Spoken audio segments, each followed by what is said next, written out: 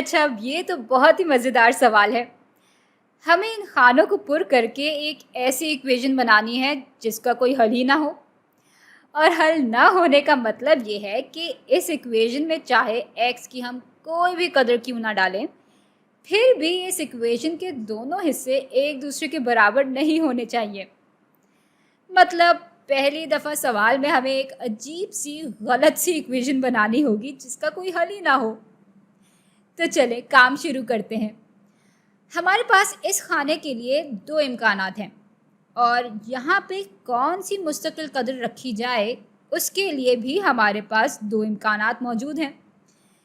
तो यहाँ हम -11 को भी चुन सकते हैं और 4 को भी चुन सकते हैं, और यहाँ भी या तो -11 चुन सकते हैं या तो 4 चुन सकते हैं।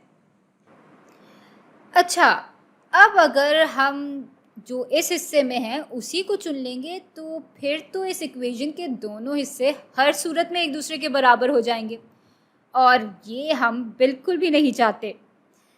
अच्छा, अगर हम -11 के बजाय यहाँ 4 को चुन लेते हैं तो ये हो जाएगा 4x, और फिर हम कोई भी मुस्तकिल कदर ले लेंगे तो इक्वेशन को सुलझाने के बाद x किसी भी मखसूस कदर के बराबर होगा, और ये भी हम नहीं चाहते। हम तो चाहते हैं कि कुछ ऐसा करें कि ये दोनों हिस्से एक दूसरे के बराबर नहीं हो। तो अगर हम -11 को रखें और यहाँ भी -11 को रखें, तब इस इक्वेशन को जब हम मज़ीद हल करेंगे, यानी अगर हम इस इक्वेशन के दोनों हिस्सों में मस्बत 11x जमा करेंगे तो फिर इक्वेशन हमें दिखा रही होगी कि 4 बराबर है -11 के। और ये बात तो कहीं से भी दुरुस्त नहीं है, और इसलिए इस इक्वेशन का कोई हल नहीं होगा।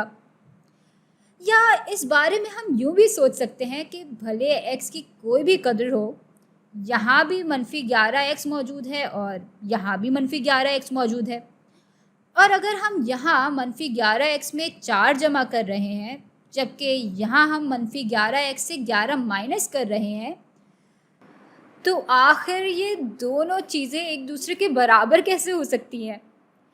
ऐसा तो किसी भी सूरत हाल में नहीं हो सकता, और इसलिए इस इक्वेशन का बिल्कुल भी कोई हल नहीं होगा।